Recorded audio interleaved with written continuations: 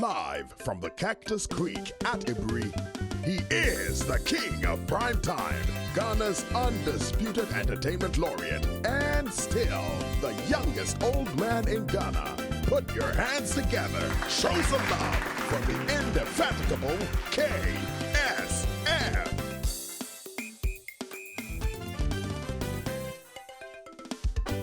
The KSM Show. Thank you. Look, this evening is something very, very special, okay? Let me give you a short story before I introduce my guest. Just a very, very short but profound story. Check this out. About 100 years ago, yeah, folks, I'm talking about 100 years ago, looking at 1921, yeah. This lady, who happens to be a teacher and also a journalist, okay? She was home one evening reading her book, and her daughter, who was 7 years old then, said, "Mommy, I see men coming." And in the beginning, she didn't really take it serious, like, hey, dear, I'm trying to read here. Quiet. But the little girl was insisting. And what really shook her was when the little girl says, "Mommy, I see white men with guns." Whoa. That's something to shake anybody up. So when she heard that, she went to take a look, and then guess what she saw, folks? A whole mob of white men. Not just with guns, but shooting, burning houses, looting. It was a very, very, very, very pathetic massacre going on. So what did she do? She tried quickly to get her daughter and find some place to hide. But in the meantime, folks, while she was in hiding, for the next 3 days, this massacre was continuing, man. This is in history as one of the worst massacres ever in the history of the U.S. And this place was in Tulsa, Oklahoma, in a community called Greenwood, and it was terrible. Not just massacre by shooting and looting, but even airplanes were dropping bombs, churches were burnt, people were lynched. It was terrible, to say the least. And this lady, who was in hiding, fortunately, she wasn't just a teacher, she is a journalist as well. So she was writing for 3 days in hiding, giving an eyewitness account of the massacre that was going on. And guess what, folks? That was 100 years ago. Now let's fast forward to 100 years later. And this is where my guest comes in. Because 100 years later, my guest, who happens to be the great-granddaughter of the lady that was writing the notes. Show some love for that. She happens to be the great-granddaughter. Now, check this out, and she's going to explain everything, how she went to visit her father, and she got the notes that her great-grandmother wrote. At first, it was just called the Memoirs of the Tulsa Massacre. But she looked at the notes and they promised the dad, because the dad wanted her to do something with all this history, this knowledge. So she promised her dad that she would. And I'm going to introduce her now. And then we'll go into our commercial break. And when we come back, I'll get her to tell the story. This is the Diaspora Edition of the KSM Show. Put your hands together. Show some love for Anneliese Bruner. Anneliese, welcome. Thank you so much. I do very much feel welcome. KSM, it's a pleasure to be with you. Oh, fantastic. Trust me, it's a pleasure to have you here. We're going to go into a short commercial break. When we come back, Anneliese, you'll be on the roll. So stick around, folks. We'll be right back.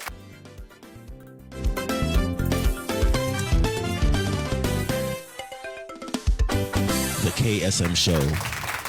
All right, folks, and a very, very special announcement from Cactus Creek, man. Cactus Creek is introducing the Sunday locals. Fufu and Tuosafi. So feel free to join us at Cactus Creek in Aburi for your delicious locals every Sunday. The number to call is 0302-955-432 or 0302-965-460. Hi, folks. Have you ever heard these initials? FTB. FTB special. Now, what is it? This is a new special being introduced by Vanguard for first-time buyers. If you're buying a car for the first time, please, the only place to go and insure the car is Vanguard Assurance, and that's why they are coming up with the FTP special. So all of you first-time buyers, you know where to go. The numbers to contact them are 055 662 0111 and 024 433 4407. So for all of you FTBs, you first-time buyers, you also experience why they say we always stand by you. Benetton, simply better. We have been having extreme fun with the giveaways, and there are more to give away, man. And last week, the winners who won the giveaways are Bernard Jacqua, Vera Victor, Daniel Obing, and Evelyn Asari. So please text this number 024 766 1983, and they will send you information on how you can pick up your gift. Benetton, simply better.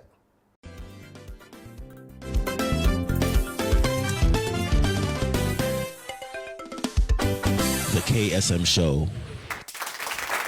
And we're back. And Anneliese, welcome again one more time. And Thank you so much. Pleasure. And this story is so painful and captivating at the same time. And it's just amazing that we saw what your great-grandmother did. And I want you to take it from where I left off. What happened? How was it your father that handed you over the notes that your great-grandmother had made? And if you can take it from there. Thank you. Actually, my father handed over more than the notes. What he handed over was a complete volume. They actually, within that Black community of Greenwood, as you so eloquently explained, which was at that time so very prosperous to be called the Black Wall Street, he handed over a completed volume, a book bound, which had been professionally, though privately printed. It was a small red volume, cloth, in fact, worn around the edges, because it was at that time not 100 years old, but nearly so. And it was well worn around the edges, and it said inside in a handwritten inscription to William Bruner Jr. That was my father. He asked me, Lisa, that's what I was called, Lisa, please see if you can do something with this book. I looked at it and he said, your great-grandmother lived through this disaster, and these are the notes that she took, not only her own testimony, but the testimony of others who also survived the massacre. And I want you to make sure that this legacy is not lost.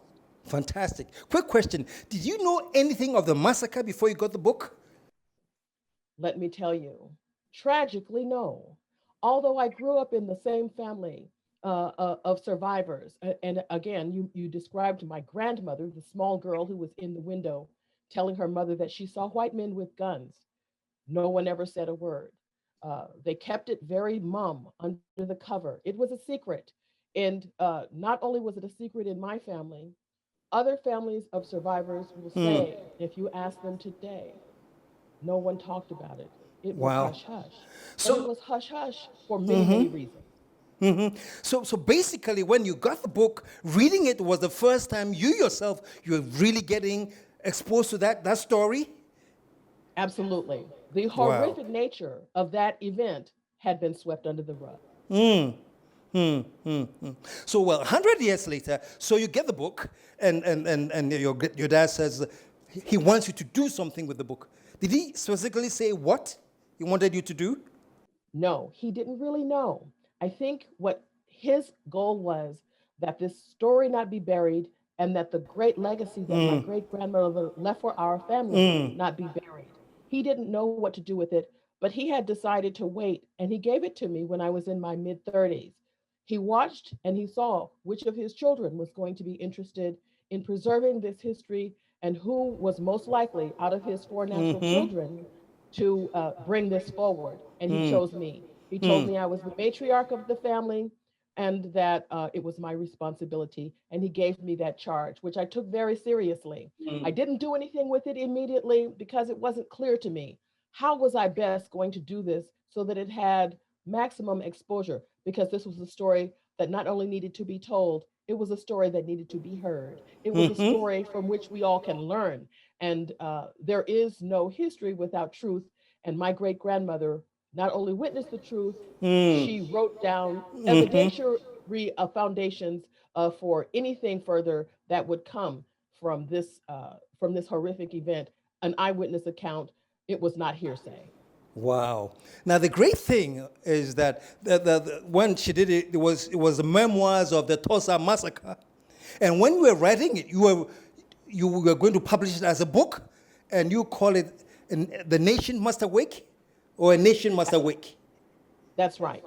Because inside the book, she makes very sound predictions about what will happen in the future in this country if people do not awaken to the fact that mob rule outside of democratic practices will tear this country apart. And in fact, in January of this year, I wrote my own article because I live in Washington, D.C., and witnessed firsthand the insurrection, the attempted coup on the United States Capitol on January 6th of 2021. And that's when I knew that it was my moment to bring my great grandmother's story forward because history was repeating itself. The Wow. white mob that tried to take over the Capitol, in my mind, was motivated by some of the very same impetus that basically the mob that motivated the mob in 1921.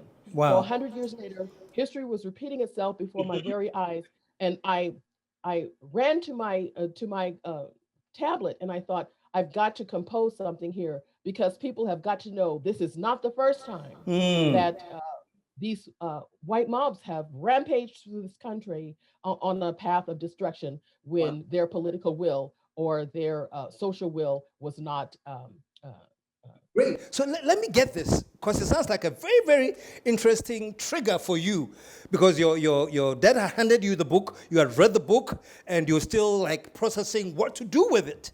And then this insurrection after the election happens, and that's what jolts you, that this is similar to what we had 100 years ago? Absolutely. You used the right word. It was a trigger.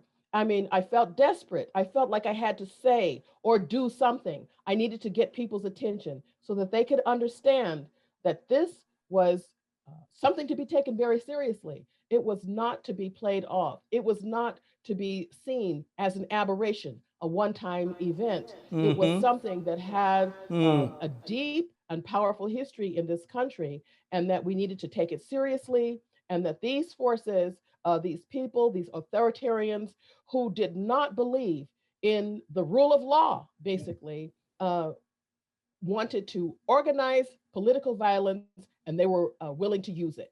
We saw it on January 6th, and we saw it in 1921 on May 31st through June.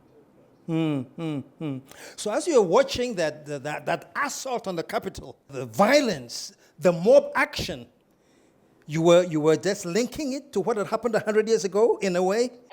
Absolutely. Because over the years that I've had the books, which was since basically the early 90s, I've read it, as you can well imagine, many, many times over and over. I knew it front and backward. And so I knew the sentiment. I knew what she was feeling when she wrote this book.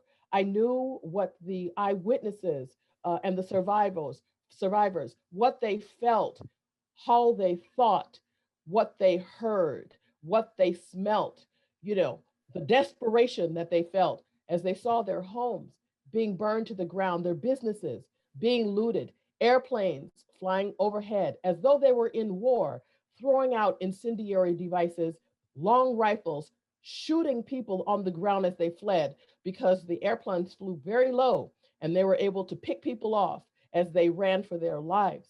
And so, we see these things all happening in the space of a couple days, men driving by, not only on foot, driving by, doing drive-by shootings, guns hanging out, killing people. as they ran from their homes for their lives. And estimated that over 300 people were killed and thousands were arrested afterwards. That's absolutely correct. And 10,000 were made homeless. 10,000. 10,000 were made homeless. They were basically refugees within their own community, within their city, within their state, within their country, on U.S. soil, but made that way by fellow citizens. And this community, a black community, which was so well organized and had financial power and resource, it was known as the Black Wall Street. Because of the business acumen and the success of the black people then? Absolutely. We have to recall that at that time, there was segregation, a very powerful segregation afoot in this nation. And so black people lived within their own communities. And in a place like Oklahoma, there were many, many, many black towns, where my family's branches reached. And in those communities, people had to be self-sufficient. Tulsa was an oil town. And so it was a wealthy town. It was a place where money flowed like the oil. And a lot of black people flocked to that area because there were jobs. Although we were forbidden to work in the oil field business or the oil field services business, there were, ancillary businesses. People needed domestic help. People needed laborers, all kinds of things. And so black people organized in those areas. And there were, civic associations made up, if you can believe, of even domestic workers. So they took their monies, went back to their own communities. And because of the wealth, the money, the dollars that were flowing, black businesses were established, dry goods, tailors, grocers. We didn't have any banks, but there were lawyers and doctors to service that community. And the money turned over many, many times before it left. And that was the root of the wealth. Yeah. Is it correct to assume that the success story of this black community was in a way a threat? Because what eventually triggered this whole massacre was an alleged tussle between a white woman and a black man in an elevator, and they wanted to lynch him, and that triggered everything. Was that just something to spark it, but maybe the success of the community was what was the real reason? You are absolutely correct. That is the story. And that is the story that was hidden for so long. The incident that you talk about in the elevator between the young white girl, Sarah Page, 17 years old, Dick Rowland, 19 years old, was a pretext. It was a pretext because the underlying feeling was one of economic envy. White people, as they looted the homes and businesses in Greenwood, were overheard to say, these N-words are living better than we are. Wow. They have a better standard of living than we do. That is not, and this is their thinking, that's not the natural order of things. They tore it down. And what they couldn't steal, they destroyed. And that is absolutely the work of envy. That is not the work of people who are seeking justice for an alleged wrong. Wow. Because the place was an economic power base. And I hear the cost of the destruction 100 years ago is estimated in excess of $1 million. Then, so in contemporary times, will be close to over 20 million, something to that effect. Millions. And one of the very powerful records in my great grandmother's book is that she does an economic accounting, block by block, dollar by dollar, owner by owner, the kinds of businesses that people lost and what the valuations were. People, individuals who were business owners, movie theaters, skating rinks, pool halls, all kinds of things. Some in excess of $125,000 that were valued at that time. And yes, that runs into the millions in today's dollars. And people, not only were their valuable properties lost, they did not have a bank. And so people's cash were in their homes. And so you had people having saved, worked, and put away thousands of dollars that were looted or burned, their Bibles where they kept their monies and their family records lost, and all because of the envy of the community on the other side of the tracks. This is an amazing feat. I mean, your great grandmother documenting this, and then you, 100 years later, the great granddaughter republishing this and putting it out there. What has been the impact that people like getting the title is the nation must wake? Are people getting awake? Well, we're hoping that they will. She had a mission, which she states in her book, to bring this horrible deed to the attention of the thinking people of this country, so that they could no longer be in denial about the absolute evil that Black people faced as they tried to raise themselves out of slavery and Reconstruction and move forward and become fully integrated citizens of this country. They were stopped at every turn. We were the victims of mob violence, murder, theft, lynchings, all manner of assault. We were abused. And so when we look 100 years later, we see the trickle down effects of some of those losses, both financial and emotional and social and cultural.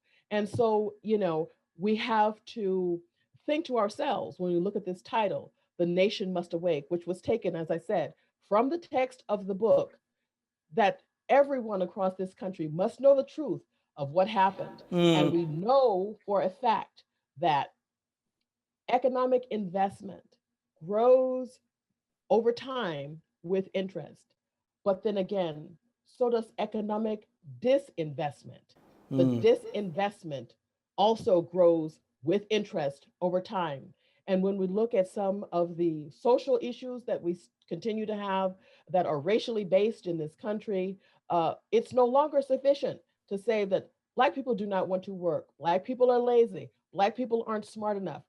We've proven time and time again that we have had a commitment to this country, worked very hard, did all the right things, and it's still, our innocence didn't protect us from abuse and destruction. And so the nation must look inward to its own heart and understand why we're in the condition we're in and do some self-correction. I love that. I love that. We're going to take a short commercial break. When we come back, we're going to take it from there. The nation must awake, and what the implications are, not only an African-American issue, but to the rest of the diaspora, what we learn from this, what we need to awake from. So thank you very much for joining us. Stick around. We'll be right back. All right, folks, and a very, very special announcement from Cactus Creek, man. Cactus Creek is introducing the Sunday locals. Fufu and Tuosafi. So feel free to join us at Cactus Creek in Aburi for your delicious locals every Sunday. The number to call is 0302 955 432 or 0302 965 460. Hi, folks. Have you ever heard these initials? FTB. FTB special. Now, what is it? This is a new special being introduced by Vanguard for first-time buyers. If you're buying a car for the first time, please, the only place to go and insure the car is Vanguard Assurance, and that's why they are coming up with the FTB special. So all of you first-time buyers, you know where to go. The numbers to contact them are 055 662 0111 and 024 433 4407. So for all of you FTBs, you first-time buyers, you also experience why they say we always stand by you. Benetton, simply better. We have been having extreme fun with the giveaways. And there are more to give away, man. And last week, the winners who won the giveaways are Bernard Jacqua, Vera Victor, Daniel Obing, and Evelyn Asari. So please text this number 024-766-1983, and they will send you information on how you can pick up your gift. Binatone, simply better.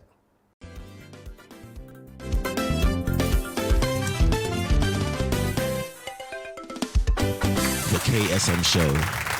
Thank you very, very, very much. We're back on the KSM Show, and today this is the Diaspora Edition, where we talk about not only things that are happening in Ghana here, but we're going beyond. And my guest talking to us from Washington, D.C. I've told you a story from her great-grandmother to her and the amazing work that you're doing. And the book is called Let the Nation Awake. So we're back, and thank you for joining us again. In terms of getting the nation to awake, and in terms of the feedback we're getting so far, I am looking at a broader significance of that too, because I don't know if I'm exaggerating, but it looks like the whole diaspora is missing out on some important, relevant incidents like this that should wake us all up. What is your feeling? And I remember when my friend Charles called me, that's Antoinette's husband, and mentioned this project, and I said, oh my goodness, it's something that is relevant to us too, and I'd like to be a part of it. What are your thoughts on how relevant it is to all folk in the diaspora? I absolutely believe that this piece of information, because it is symbolic in a way, it actually happened, but it's also symbolic. But because for African Americans, this massacre was in Tulsa in 1921 was a crucible. It was a time for this country to decide how it wanted to treat its own citizens. But first, officials had spent 70 to 80 years suppressing this history, suppressing the truth. And we know that there can never be reconciliation without truth and a historical basis in fact. The historical fact is that, our people, African Americans, were removed from the mother continent and brought here in chains. However, we did at some point begin to overcome, and we began to be integrated into the economic and cultural life of this country, to which we have contributed greatly. But at the same time, we have faced these kinds of horrors. Our own country people have not known this, and neither have our brothers and sisters and cousins in the diaspora known the level of the suffering and the victory that we have achieved here in this country. And so they will, once they see these kinds of things explained in such detail and with such relevance to what's going on here today, truly understand that the ways that we are connected throughout the diaspora can be seen in the sufferings that we've experienced at the hands of slaveholders and colonialists and so forth, all throughout the diaspora, and how these things have a resounding effect down through the centuries and still affect us today. And our sense here in the States as African Americans of the ways that we have paved a way for those of our brothers and sisters who want to come here and be a part of this nation, for example, they have to understand that they too belong here because of the contributions that we have made, from our very own beginnings here, that it makes them part of this country. But also, if they want to come here, they also must understand that we are fighting against disinformation here about our worth, our contributions, and they should come here and understand that we have done the best that we could, and many times we have been thwarted. And in terms of us having a true understanding of one another, they have to really understand this very important aspect of African American. And that's fantastic. And I'm reminded, because I did some schooling in the US, and as an African or Ghanaian coming from Ghana, going on campus, I realized this, that the treatment that the whites would mete out to the Africans was somewhat different from what they would do to the African Americans. It looked as if that they saw the Africans as, quote unquote, ignorant of the facts, and basically we treat them like much better. But when it came to treating the African Americans, it was different. And what bothers me, which you have mentioned, is that the truth was lost to many of us. So here we were, blacks, of course, in America, but could not relate to why we were being treated differently, and thinking that perhaps it's the fault of the African American. This information, there was no truth. As an African American, having come this far, and this thing was back in the past, where I was in the way long ago, I'm definitely sure that the relationship is getting better and the understanding is getting better. But what do you think about this disconnect between us and you? I think, in fact, just as much that happened in Tulsa was deliberate, I think that was a deliberate way of looking at things, because we always know that those who are in power seek to suppress and divide. And that is the way that people who are in power are able to maintain power, because those who have lesser power and who may be striving to achieve some measure of success will be inspired to fight amongst themselves. They'll also seek to curry favor from the one who has power, and that is also a way that ill sentiment, divisiveness is fed and bred and exploited. You mention it between the African and the African American, but in the U.S. context right now, what we're seeing is it's between, again, as it's always been, the African Americans and other people of color and the white power structure. And so, that same model, they use it over and over, and it never seems to grow tired. We have people who absolutely are committed and will die for white primacy. Die, and when you say people will die, they will also kill. And so we are at another crucible here in this country. And what we as African Americans hope is that everyone will awake through stories like this to understand what the real landscape is looking like here, what the characteristics are that endanger not only this country, but the whole world. When we think about authoritarians and what they'll do to hold on to power. And so what goes on here, we know it affects everyone throughout the world. And we are here struggling right now. This country has a habit sometimes of looking at others and telling them what they should do about preserving and promoting their democracy. We here are struggling with our democracy in 2021. Let's be clear.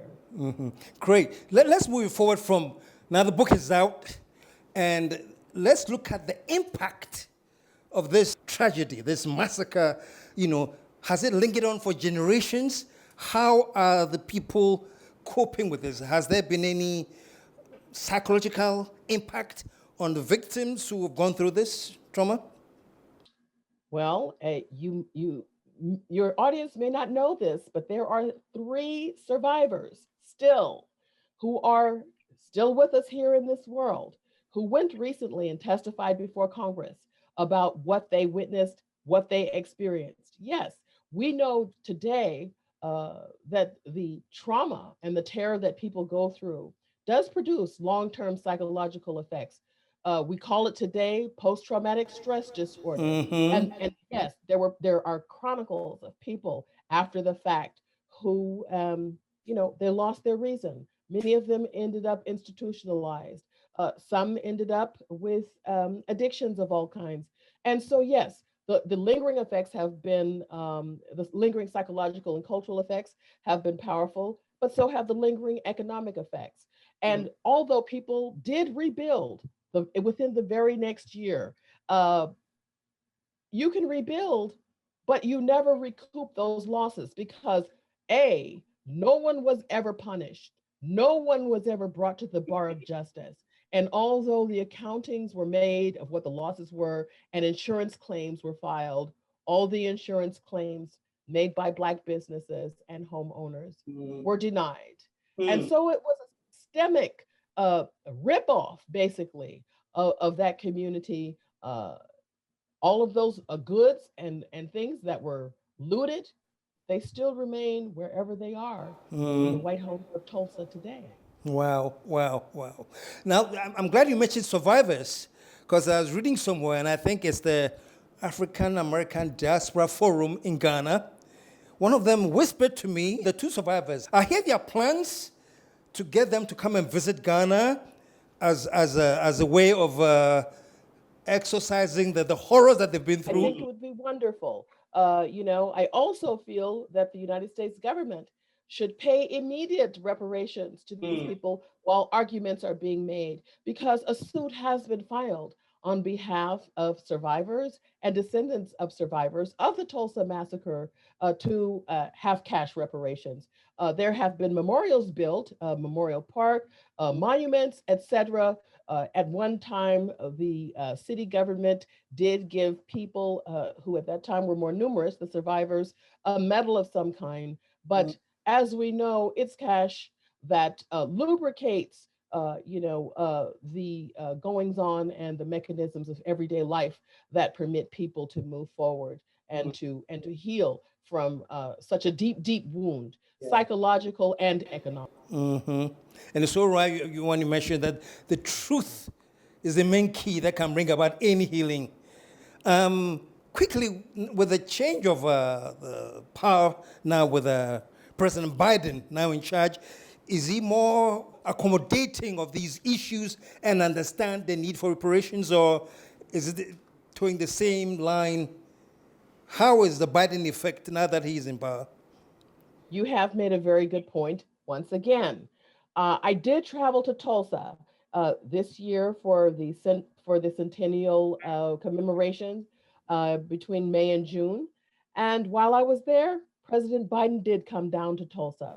The first time that a United States president has actually visited and acknowledged the deep, deep rift in that community. And I do feel, though obviously the executive comes, they can't do a whole lot, but it is symbolic of the opportunity for a reckoning to eventually happen. And that's what's needed, a reckoning. And I think that the nation must awake calls people to the reckoning, and a place of reckoning. It implies atonement, humility, and a will to repair what was done. Let me ask about you personally, because I mean, this, by any stretch of the imagination, is a great feat from your great grandmother, what she started, and to you, what you've ended up on, and especially when it came to the 100th anniversary, to have a book like this out. It's phenomenal. Are you celebrating somewhat your contribution to this 100 years anniversary and what you have done? What I'm most proud of, KSM, and you can imagine, the people who have been at the forefront of this scholarship, who have studied this, have been mostly men, and women's voices have been lost to history. The name of my great grandmother has been known in academic circles, but not widely known in the public, even for those whose families remained in the Greenwood district and the surrounding Tulsa area. They have built a memorial down there in the John Hope Franklin Memorial Park. John Hope Franklin, of course, grew up in Tulsa. He was a noted African American historian, very well regarded. He has written posthumously, a forward from him is included in The Nation Must Awake.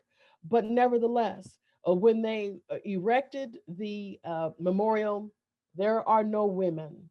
And so for me, it's very important because we know that African American women have been at the forefront of service in terms of the civil rights movement and in terms of bringing the cause of our people and our to the broader community and world. And so, yes, I'm very proud of this book. I'm very proud of the cover. A wonderful artist in Brooklyn, Ajamu Kojo, has done a series of paintings that were inspired by the race massacre and by Black Wall Street itself. And the cover itself is just gorgeous. And it features a woman who was inspired, and the painting itself was inspired by Mary E. Jones Parish, my great grandmother. And so, for that, yes, I am very proud. I will continue this work because I do believe that this could be a model for reparations that I eventually hope would be extended to the survivors of American enslavement. Wow, wow. Shows of love, man. I'm very, very, not only me, and I'm sure everyone watching, is very, very proud of what your great-grandmother, the name is Mary Jones Parish. That was your great-grandmother, yes, what she did, and what the great-granddaughter, Anneliese Bruner, has continued with. Let's find out a little bit about yourself. I know you're a writer, and what, are you, so more about you. Well, I've I've been a writer and editor for many years. Predominantly, I work as an editor. I write on the side when I'm so moved, and because it is a passion of mine. But also, I write, as I wrote the article in January that was published in the Washington Post. I write when I feel compelled by a powerful social issue. And in this case, this powerful social issue resonated with people across the country. It resonated with people who knew about Tulsa and with those who did not. And this country has been in turmoil, and the culmination of all of the post-election propaganda and so forth happened on January 6th, and it was a nexus of energies and thought and provocations, and people looking for redemption after something so horrendous should happen.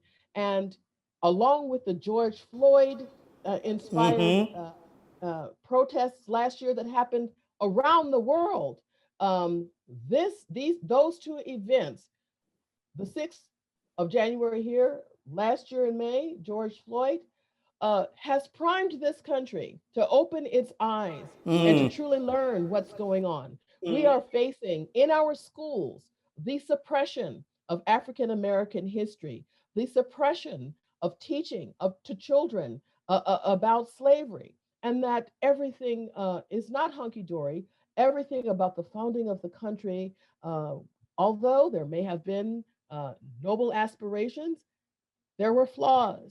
And whenever you look at history with a truth lens, you will see that there are flaws, but there is no way around acknowledging them if you want to move forward in an authentic and healthy way, if you're trying to actually establish a society for everyone. And there's just no way around it. And I do feel that this book very much, and my work in bringing it forward, is a part of that healing, of that reparation, of that truth.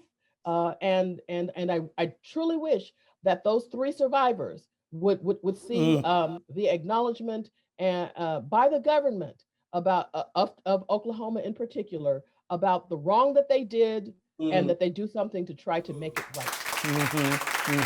That is brilliant. That is absolutely brilliant. Wow, wow. And in a few minutes that are left, what will be your parting words? What the nation must awake. What are we going to do to awake the nation? And do you get a sense that the awakening process has begun? Well, I do feel that there is an awakening process that's going on, but I think we have to not be naive. We must be realistic. This is a continuing struggle. There is no end point at which people rest. This, the work of preserving and maintaining and continually creating and recreating a healthy society where all people can thrive and live up to their potential, it is a task that is handed down from generation to generation. It never, certain forces never rest. And that also means that people who are doing the work that we are doing also can never rest. And so you must awake and you must remain vigilant. I like that. We must wake and remain vigilant. It's been so exciting, and I'm sitting here and I'm seeing three extremely powerful black women, at a very crucial juncture of the struggle, starting from your great-grandmother, Mary Jones Parish, to you, Anneliese Bruner, and that lady, the young lady who read the poetry during Biden's inauguration, Amanda Gorman. I'm just seeing all fantastic black females, some in the older generation and some just coming. And I see a magnificent trend. And I like what you said about this, an ongoing process. So I see that the Amandas are taking over the baton. And with all of that and the role that black women are playing, just narrowing it down to this one, how would your parting words? My parting words would be, within our families and our communities, we must, as the older generation, train up the younger generation. And part of that is telling our stories. Sometimes we don't know how important our stories are until someone else tells us that they're important. Your story is important because you lived it. That's enough. Impart that to the young people. And I always encourage young people, speak to the elders in your family. They've lived things that you can learn from, that you can gain a perspective about the world that we're living in. The experiences of each and every one of us informs our story. And the stories that Mary Jones Parish passed down have become so very important to the history of the world. Your story is also important. Each and every one of us, we must preserve those stories because we are all living within history itself. Fantastic. And one last one, I almost forgot this, some information about how we can order the book. Anyone can go online to tulsabook.com. That's TULSABOOK. No breaks, no dots, no dashes. tulsabook.com. And you'll see the entire ordering process. You'll see some more information about Mary Jones Parish, some things about my family, and also a precious picture of little Florence Mary when she was a grown woman and had become my grandmother. Oh, wow. Yes, tulsabook.com. And she was a brilliant woman, but she did suffer from some of the ill effects of having survived such a horrific event. But we're proud and we're happy to bring this story to the world. And it's really, really, really fantastic. And I'd like to say to you one more time, congratulations. Thank you. Thank you to your great-grandmother. Thank you to your grandmother. She was the one that alerted your mom, right? About, I see white men with guns. Was that your grandmother? It was my grandmother. The little girl that said, I see white men with guns in the street. That was my grandmother. That was your grandmother? My father's mother. Wow. Lady Wow. Florence. Wow. Yes. And this is you who have revived everything. And thank you so much. I'm excited to talk to you. I'm very, very, very, very, very, very positive that many who are watching across the world and across the continent will really appreciate the great works that you have done. And God bless. Thank you so much. Thank you too. God bless. Okay. Folks, Yes, that was the Diaspora Edition, and we're speaking with Anneliese Bruner. And you heard the story. There's nothing for me to add to the story. It's been fantastic, and I really, really acknowledge her presence, and I'm grateful that she offered to be a part of the KSM show, the Diaspora Edition. So until we come your way next week, KSM signing off and saying a big thank you to Anneliese. And I'm saying we're signing off, we are out of. Let the whole world say, yeah.